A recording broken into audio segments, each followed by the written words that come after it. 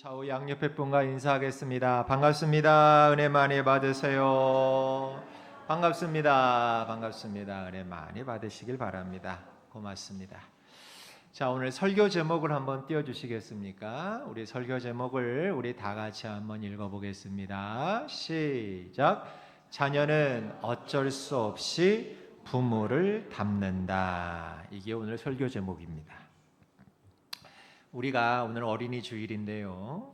오늘 설교는 사실은 우리 어린 이렇게 자녀나 손주 손녀들 그들을 대상으로 한 설교라기보단 부모인 우리들이 어떻게 하면 우리 자녀들이 복받고 하나님의 은혜 가운데 살 수 있는가, 우리 부모님 여러분들에게 도전을 주는 그런 말씀으로, 그게 진정 우리 자녀들을 위하는 길이기 때문에 오늘 그 말씀을 준비했으니 부디 바라기는 오늘 이 말씀이 여러분들에게 영적으로 아름다운 도전이 되게 하셔서 이 말씀으로 인하여 여러분 자녀들이 더 큰 귀한 복을 받게 되기를 주의 이름으로 먼저 축복합니다.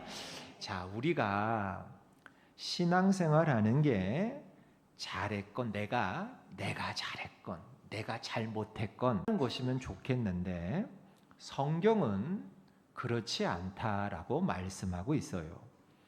무슨 얘긴가 하면, 부모가 하나님을 떠나 하나님의 말씀대로 순종하지 않고 그렇게 살면 그게 이제 죄값이 자손 3대, 4대를 가게 되고, 반대로 부모가 하나님을 사랑하고 말씀대로 순종하고 살면 하나님의 축복과 은혜가 자손 1000대까지 이대로 간다라고 하는 것이 성경의 말씀이라는 것입니다. 우리 신명기 5장 9절에서 10절 말씀을 한번 다 같이 읽어볼까요? 시작. 그것들에게 절하지 말며 그것들을 섬기지 말라. 내 하나님 여호와는 질투하는 하나님인즉 나를 미워하는 자의 죄를 갚되 아버지로부터 아들에게로 3, 4대까지 이르게 하거니와, 나를 사랑하고 내 계명을 지키는 자에게는 몇 대까지? 1000대까지 은혜를 베푸느니라. 아멘. 여러분이 잘 보세요. 여기 보면, 그러니까 죄를, 그러니까 이게 부모가 이제 하나님의 말씀대로 살지 않고 죄를 지으면 그 죄를 하나님이 그 죄를 이제 대가를 치르게 하시는데, 분명히 3, 4대까지 이게 이르게 한다는 거예요. 무서운 말씀이죠. 근데 반면에 부모가 하나님을 사랑하고 하나님의 계명을 지키며 순종하며 말씀대로 살려고 하는 자에게는 그 자손 1000대까지 무엇을 베푼다? 은혜를 베푼다. 이게 하나님의 말씀이에요. 하나님의 말씀. 이뿐만이 아닙니다. 시편 103편 17절도 한번 읽어봅시다. 시작. 여호와의 인자하심은 자기를 경외하는 자에게 영원부터 영원까지 이르며 그의 의는 자손의 자손에게 이르리니. 아멘. 하나님의 의는, 하나님의 은혜는 자손에게까지 이르게 하신다는 거예요. 자기를 경외하는 자에게, 하나님을 경외하고 말씀대로 살려고 하는 자의 자손에게까지 하나님의 의가 이르게 하신다는 거예요. 여러분, 이것은 우리의 신앙생활이 나 한 사람 개인으로 끝나는 게 아니라 자식에게 반드시 영향을 미친다는 사실을 말씀하는 거예요. 여기 계신 부모님들은, 저도 부모죠. 다 부모님들이신데, 우리는 모두 다 내 자식들이 복 받으며 살기를 원해요. 믿습니까? 그렇죠, 여러분. 저도 제 자식이 복 받길 바라요. 복 받으며 잘 살았으면 좋겠어. 심지어 남의 것을 훔쳐 살아가는 도둑이라 할지라도 도둑도요, 자기 자식만큼은 도둑질하며 살기를 원치 않아요. 어떤 부모든지 내 자식들만큼은 이 땅에 사는 동안 하나님의 복을 받고 잘 되기를 원해요. 그런데 그렇게 자식을 사랑하는 부모들이 자신도 모르게 자녀들에게 화를 물려주는 경우가 있으니 이게 안타까운 거라는 거죠. 어느 추운 겨울날 눈이 한방 눈이 내려서 온 천지가 다 하얗게 눈으로 덮여 있던 어느 날, 술에 이렇게 취한 아버지가 집에 돌아와서 어머니와 심하게 부부싸움을 하는 거예요. 심지어 폭행까지 합니다. 그리고 집에 가구란 가구를 다 부숴버립니다. 취해가지고 취기에. 그런데 그 모습을 어린 아들이 저 구석진 곳에서 오들오들 떨면서 이 아버지의 모습을 다 지켜봤어요. 행패를 다 부린 아버지가 문을 박차고 저 들판 건너에 있는 술집으로 걸어갑니다. 또 술 마시러 걸어갑니다. 근데 한참을 걷고 있는데 누군가 뒤를 따라오는 인기척이 나서 뒤를 돌아봤더니 자기 아들이었어요. 자기 아들이었는데 그런데 이 아들이 말이에요. 아버지가 눈 위에 남겨놓은 그 한 발자국 한 발자국 그 발자국을 그 아들이 한 발 한 발 그대로 밟으면서 따라오는 것이었어요. 사진을 한번 띄워주시겠어요? 아들이 아버지가 걸어간 그 발자국을 그대로 똑같이 밟으면서 아버지 뒤를 따라왔다. 이 모습을 보니 아버지가 이때 정신이 번쩍 들었다는 거예요. 그동안 내가 걸으면서 찍어왔던 길을 내 자식이 그대로 밟고 따라오고 있었구나. 그래서 그날 이 아버지가 회개하고 그때부터는 성실하고 좋은 아버지가 되었다고 합니다. 부모된 여러분, 지금 우리가 찍고 가는 발자국을 내 자녀들이, 내 손주, 손녀들이 그대로 똑같이 밟고 따라온다는 사실을 여러분 아십니까? 여러분, 이게 얼마나 두렵고 무서운 사실인지 아십니까? 나의 모습, 나의 신앙생활, 나의 가정생활, 나의 언어생활, 나의 말투, 나의 표정, 나의 행동 하나하나를 내 자녀들이 그대로 따라오고 있다는 거예요. 여러분, 그래서 오늘 설교 제목이 뭐라 그랬어요? 자식은 어쩔 수 없이 부모를 닮아요. 부모를 닮아요. 그 모습이 좋은 것이든 그 모습이 나쁜 것이든 자식은요, 부모를 절대적으로 닮습니다. 여러분, 아브라함은 믿음의 조상이지요. 그런데 믿음의 조상이라고 해서 아브라함이 처음부터 허물이 없었던 게 아닙니다. 창세기 12장에 보면 아브라함이 이제 가나안 땅에 도착했어요. 고향을 떠나서 가나안 땅에 도착했는데, 그런데 그만 가나안 땅에 큰 기근이 듭니다. 가뭄이 든 거예요. 먹고 살 방법이 없으니까 어쩔 수 없이 풍요로운 땅인 애굽으로 가족이 다 이주를 하고 피신을 가게 됩니다. 그런데 문제가 생깁니다. 어떤 문제가 생겼느냐?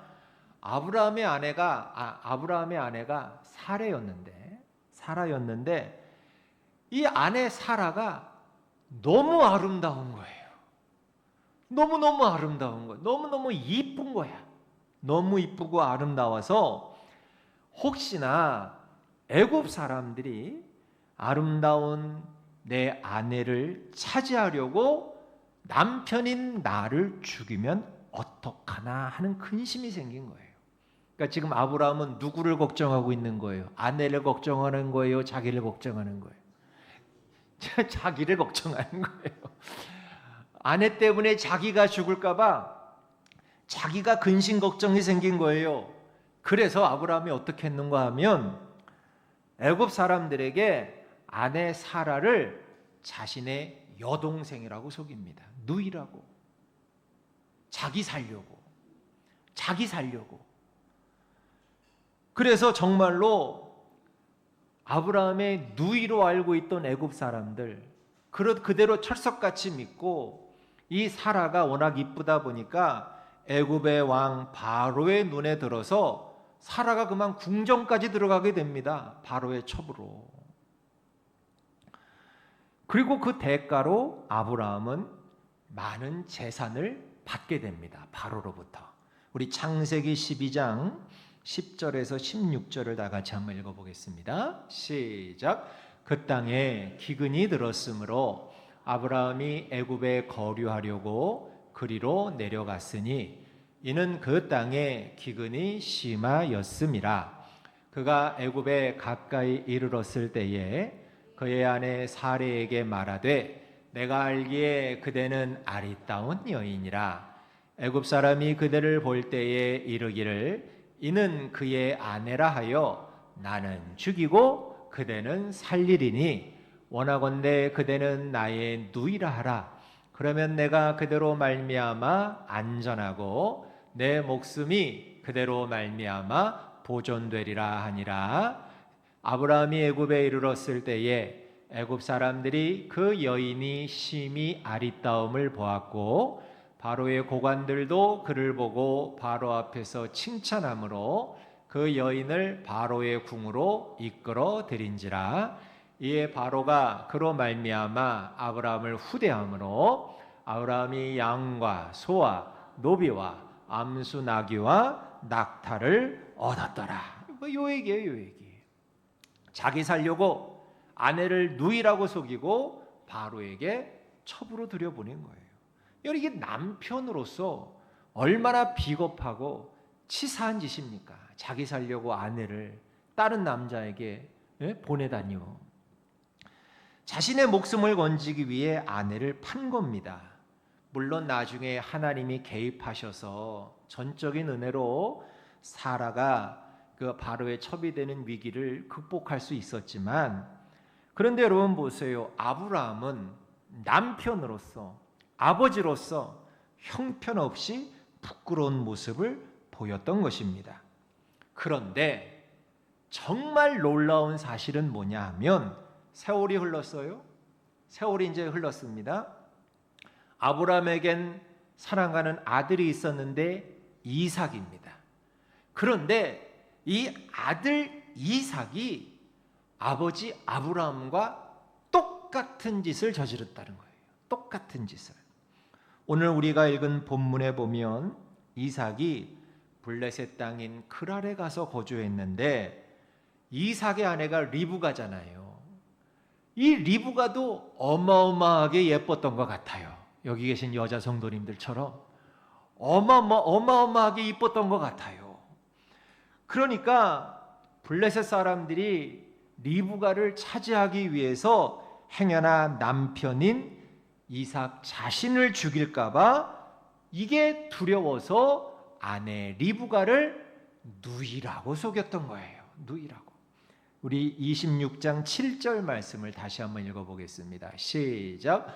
그곳 사람들이 그의 아내에 대하여 물음에 그가 말하기를 그는 내 누이라 하였으니 리브가는 보기에 아리따움으로 그곳 백성이 리브가로 말미암아 자기를 죽일까 하여 그는 내 아내라 하기를 두려워함이었더라. 여러분 보세요.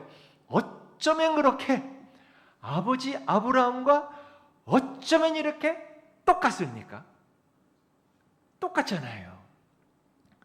여러분, 자식은요 부모를 닮아요. 부모의 모든 것을 닮아요.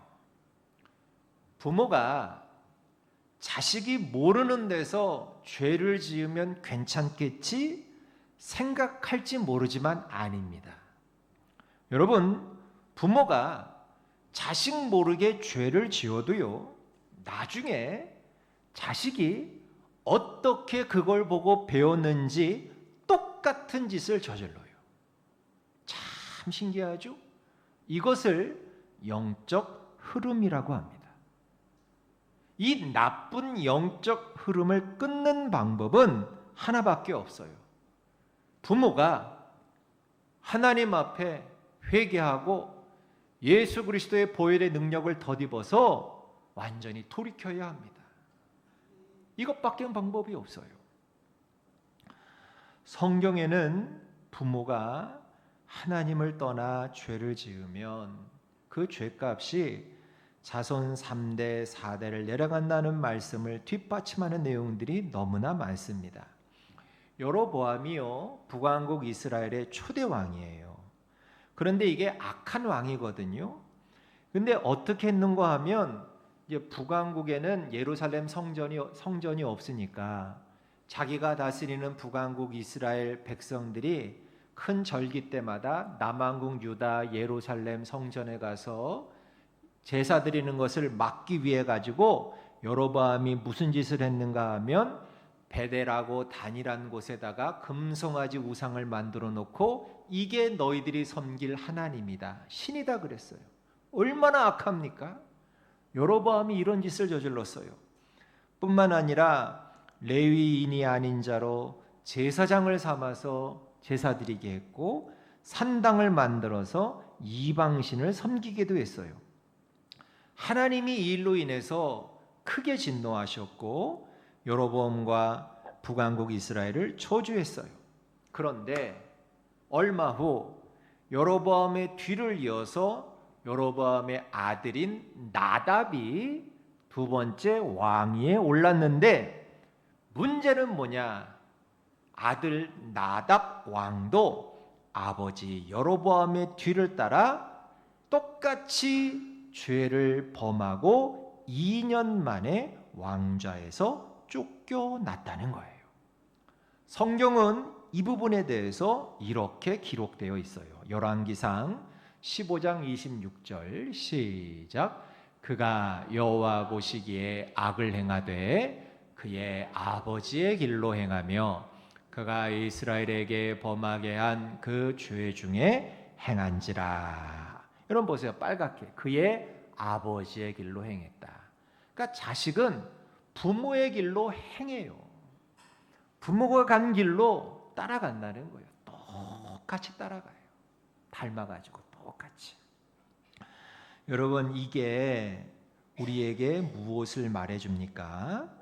부모님들이 하나님의 말씀대로 살지 아니하면 그게 자식들에게까지 그게 이어져 내려간다는 거예요. 그래서 부모님 된 우리들은 정말로 하나님 잘 믿어야 돼요. 하나님 잘 믿고 하나님의 말씀대로 순종하는 삶을 살아야 해요. 왜? 그래야 내가 사랑하는 내 자식들이, 내 자손들이 하나님의 축복을 받기 때문에 그래요.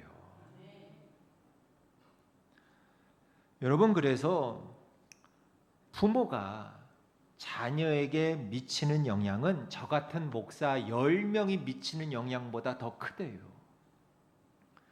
부모가 자녀에게 미치는 영향은 주일학교 선생님 100명이 미치는 영향보다 더 크대요. 그래서 교회에만 맡겨놓으면 안 돼요. 여러분 그건 잘못이에요. 물론 교회의 가르침도 중요합니다만 그런데 자녀들이 절대적으로 영향을 받는 건 부모님입니다. 부모님의 신앙이 약하면 자식들도 절대로 온전한 신앙생활을 하기가 어렵습니다. 이 부분에 대해서 부모님인 우리들은 무거운 책임감을 느껴야 해요. 신약 디모데 전후서를 쓴 이 디모데가 누군가 하면 사도 바울이 가장 아끼고 사랑하는 제자예요. 믿음의 아들이라고 불렀어요. 디모데를. 성경 곳곳에 디모데의 아름다운 이름이 곳곳에 기록되어 있어요. 사도 바울은 이 청년 디모데를 너무나 아끼고 사랑해서 항상 아들이라고 부를 정도였어요. 친자식이 아니었지만 아들이라고 부를 정도로 이 디모데 청년은 그 믿음이 너무너무 올바르고 훌륭했어요. 그런데 이 디모데는 어디에서 그 믿음을 얻었느냐 봤더니 성경에 보니까 그의 할머니의 믿음이 그의 어머니에게 갔고 그 어머니의 믿음이 아들 디모데까지 내려왔다라고 성경은 기록되어 있다라는 거예요. 디모데후서 1장 5절을 다 같이 읽어봅시다. 시작. 이는 내 속에 거짓이 없는 믿음이 있음을 생각함이라. 이 믿음은 먼저 내 외조모 로이스와 내 어머니 유니게 속에 있더니 네 속에도 있는 줄을 확신하노라. 아멘. 외할머니의 믿음이 어머니에게, 어머니의 믿음이 디모데에게. 저도 보니까 저희 외할머님의 믿음이 저희 어머니에게, 저희 어머니의 믿음이 저에게 내려왔더라고. 사랑하는 성도 여러분, 여러분의 믿음이 둥글면 둥근 대로, 삐뚤빼뚤하면 삐뚤빼뚤한 대로 반드시 우리 자식에게 내려가게 되어 있어요. 구약에 보면 세 사람의 이름이 쫙 한 호흡으로 연결되어 있는데 하나님을 부를 때 뭐라고 불렀는고 하면 아브라함의 하나님, 이삭의 하나님, 야곱의 하나님 이렇게 불러요. 이 말인 즉슨 아브라함의 가문이 3대를 내려오면서 하나님을 잘 믿는 가문이었다는 얘기예요. 여러분도 여러분에 대해 이 신앙이 끝나서는 안 됩니다. 부모대에서 자식대로, 자식대에서 손자대로, 손자대에서 증손자대로. 아무도 아멘 안 하시네.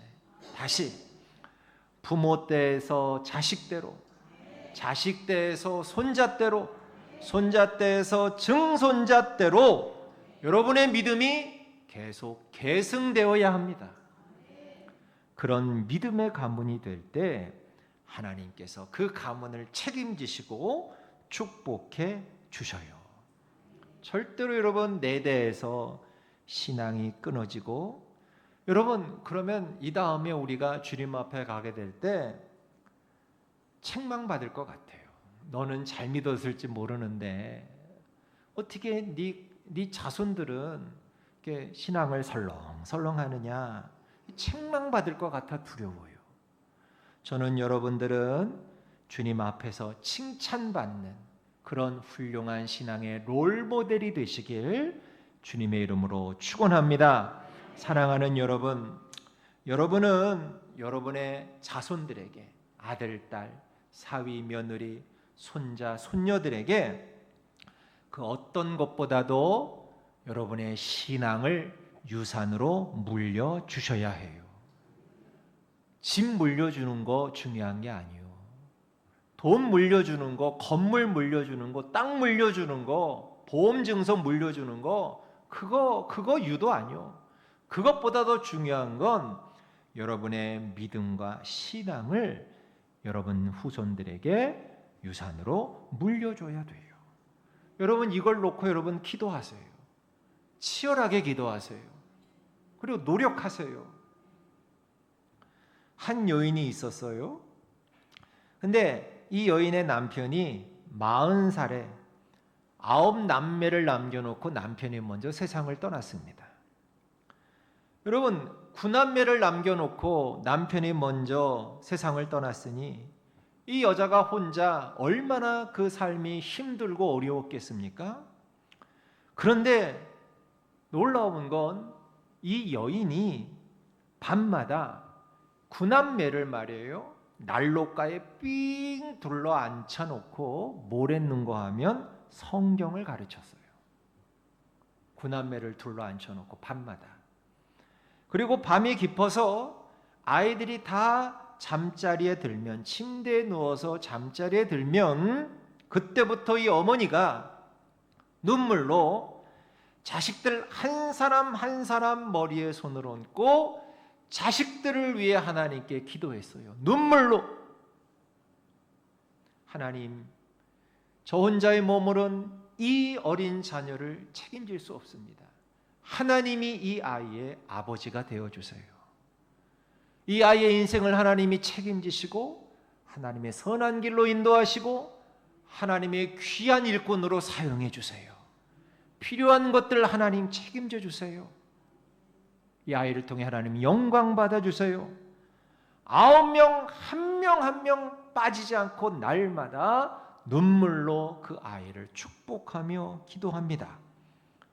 바로 그렇게 어머니의 기도로 자라난 9남매 가운데 한 사람이 세계적인 부흥사인 D.L. 무디 목사님이에요. 미국을 뒤집어 놓은, 미국을 그야말로 말씀으로 복음으로 뒤집어 놓은 무디 목사님이 바로 그 어머니의 눈물의 기도로 세워지게 된 거예요. 여러분, 세상에는요 우연으로 되는 게 하나도 없어요. 하나님의 나라에서는 우연이 없어요. 우연히 얻어 걸리는 게 없어요. 우연히 잘 되고 우연히 성공하고, 여러분 그런 거 없어요. 심는 대로 열매는 열려지게 되어 있어요. 여러분, 그것이 좋은 열매든 나쁜 열매든 열리게 되어 있어요. 부모가 심은 것은 반드시 자식들에게 열매가 열리게끔 되어 있습니다. 여러분이 지금 하나님을 믿는 것은 여러분 혼자의 신앙으로 끝나는 게 아니에요. 여러분 후손들에게, 자손들에게 그대로 계승이 됩니다. 왜요? 자녀들이 부모를 보고 배우기 때문이에요. 그래서 우리 자녀들은 부모님의 신앙을 다 알아요. 우리 엄마가 기도하는 엄마인지 아닌지 우리 자식들은 다 알아요. 우리 아빠가 하나님을 사랑하는지 안 사랑하는지 다 알아요. 우리 부모님이 주의를 생명같이 지키려고 하는지 아닌지 다 알아요. 주일날 그냥 5월의 날씨가 참 좋잖아요. 이렇게 좋은 날 교회 가기보다 놀러 가는 게 더 낫겠다. 오늘은 우리 저 산으로 들러 가자.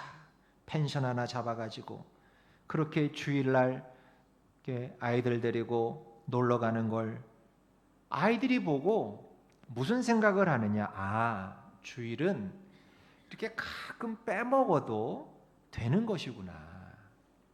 그렇게 목숨 걸고 지킬 필요 없는 것이구나. 우리 아이들은요 그렇게 생각해요. 그리고 나중에 똑같이 그렇게 합니다. 부모 보고 배우는 거지요. 여러분, 그런데 이게 바로 자녀들에게 독을 먹이는 것과 같아요.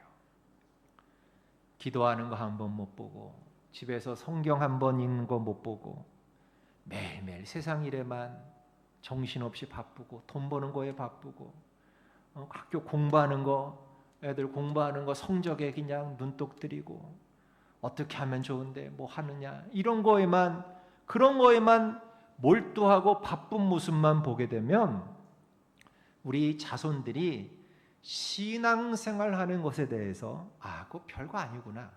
우리 아빠 엄마 보니까 우선순위가 돈 벌고 건강 챙기고 놀러 가고 편안하고 이런 것에 다 우선순위가 되어 있어. 그러니까 신앙생활은 저 밑에야, 순위가. 이거 신앙생활이 이게 별거 아닌 거구나. 자기도 모르게 그런 생각을 하게 돼요. 자기도 모르게. 그러면서 점점 교회와 멀어지게 되는 거예요. 우리 어머니는 매일매일 날 위해 눈물로 기도하신다. 여러분, 이것처럼 자식들이 세상을 살아가는데 힘이 되는 게 어디 있을까요? 우리 엄마는 지금도 나를 위해 매일같이 기도하셔. 여러분, 이게 나중에 다 독립한 여러분의 자녀들이 살아가는데 가장 큰 힘이 되는 게 그거예요. 어떤 아들이 타국에 가서 허랑방탕하다가 실패하고 고향에 내려오는데 실패해서 남루한 자신의 모습을 들킬까 봐 새벽에 내려온 거야. 새벽에 몰래 내려오는데 어릴 때 다니던 예배당 곁을 지나가는데 예배당 창문에서 누가 훌쩍훌쩍 우는 소리가 들려드려요. 그래서 몰래 창문으로 예배당 안을 들여다보니까 글쎄 자기 어머니가 보릿자루처럼 쓰러져서 자신을 위해 울고 기도하는 모습을 보았다는 거 아닙니까? 자기가 떠나갈 때 그렇게 울면서 기도하던 어머니가 아직까지도 기도하고 계셨던 거예요.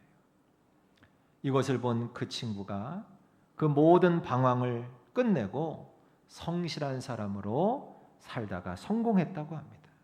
이런 이야기는 여러분 얼마든지 신앙생활하면서 우리가 들을 수가 있어요. 부모가 기도하는 기도의 그늘막에서 살아가는 자녀들처럼 행복한 자녀 없습니다. 우리가 다 큰 자식들을 말 가지고 신앙생활 잘해야 된다라고 말한다고 들을까요? 듣지 않습니다. 말로 아무리 교회 나가야지, 기도해야지, 신앙생활 잘해야지, 봉사해야지 해도 소용없어요. 왜? 부모가 그렇게 살지 못하면서 자식들에게 그렇게 살라고 한들 어떤 자식이 따라오겠습니까? 그러나 부모가 정말로 진심으로 하나님을 사랑하고 진심으로 신앙을 소중히 여기고 진심으로 예배의 가치를 가장 우선으로 두고 그리고 하나님 때문에 울고 내가 구원받은 이 사실로 인해 날마다 감격하며 감사하며 말씀대로 몸부림치며 말씀대로 섬기며 헌신하며 사랑하며 용서하며 이해하며 살아가는 그 모습을 보게 되면 자식들에게 교회 나가라, 기도해라, 헌금해라, 봉사해라, 충성해라 말하지 않아도 저절로 잘하게 되는 거예요. 여러분, 우리 자녀들이 보고 있습니다. 그대로 보고 배웁니다. 때문에 저를 비롯한 우리 부모님들 신앙생활 잘 하셔야 합니다. 부모가 안 하면 자식도 안 합니다. 그러니 우리가 어떻게 건성건성 믿을 수 있겠습니까? 여러분이 잘못 믿으면 여러분뿐 아니라 여러분의 자녀들도 하나님이 함께 하시지 않으셔요. 그 얼마나 안타깝습니까? 내가 믿고 의지하는 하나님의 은혜가 우리 자녀들에게도 있어야 할 터인데 행여나 나의 부족함으로 인해 우리 자녀들이 받아야 할 복을 받지 못하게 된다면 여러분, 부모로서 우리가 얼마나 안타깝겠습니까? 여러분, 이것은 분명히 성경이 증거하는 것이고 제가 그동안 길진 않지만 30년 이상 목회하면서 보아왔던 것들입니다. 그러므로 우리는 나 때문에도 잘 믿어야 되지만 우리 자손들 때문에라도 잘 믿어야 할 줄로 믿습니다. 잘 믿으세요. 여러분 정말 충성하시고 말씀에 순종하시고 사랑하시고 예배 잘 드리시고 여러분 그런 아름다운 뒷모습을 우리 자녀들에게 보여주셔서 여러분 하나님의 그 은혜와 은총이 여러분 자손 만대까지 그대로 이루어지는 복된 신앙의 명문감은 이루어 가시길 주님의 이름으로 간절히 축원합니다. 우리 이 시간 579장 한번 자막을 한번 띄워주세요. 가사를 한번 보겠습니다. 제가 사실 579장은 다음 어버이 주일에 불러야 되는 찬송인 것 같은데 제가 오늘 말씀을 준비하다 보니까 이 579장에 나오는 이 어머니, 이 부모님의 모습이 우리의 모습이 되어야 될 것 같아. 이 가사가 우리를 향한 가사야. 그래서 이 가사를 여러분 한번 우리가 읽어보고 찬송을 부르시면서 우리가 도전을 받고 하나님, 이 579장에 나오는 이 어머니의 모습이 나의 모습 되게 하옵소서. 그래서 이 어머니로 인해 이 자식이 받았던 이 위로와 용기와 축복을 우리 자손들도 다 받게 하옵소서. 이런 마음으로 우리 한번 가사를 1절부터 4절까지 한번 읽어보시고 일어나셔서 찬양을 하도록 하겠습니다. 우리 한번 같이 읽어보겠습니다. 시작. 어머니의 넓은 사랑 귀하고도 귀하다. 그 사랑이 언제든지 넘겨주세요. 나를 감싸줍니다. 내가 울 때 어머니는 주께 기도드리고 내가 기뻐 웃을 때에 넘겨주세요. 찬송 부르십니다. 2절. 아침 저녁 읽으시던 어머니의 성경책 손때 남은 구절마다 모습 본 듯합니다. 믿는 자는 누구든지 영생함을 얻으리. 들려주신 귀한 말씀 이제 힘이 됩니다. 3절. 홀로 누워 괴로울 때 헤매다가 지칠 때 부르시던 찬송소리 귀에 살아옵니다. 반석에서 샘물 나고 황무지에 꽃피니 예수님과 동행하면 두려울 것 없어라. 4절. 온유하고 겸손하며 올바르고 굳세게 어머니의 뜻 받들어 넘겨주세요. 보람있게 살리라. 풍파 많은 세상에서 선한 싸움 싸우다 생명신에 흐르는 곳 길이 함께 살리라. 아멘.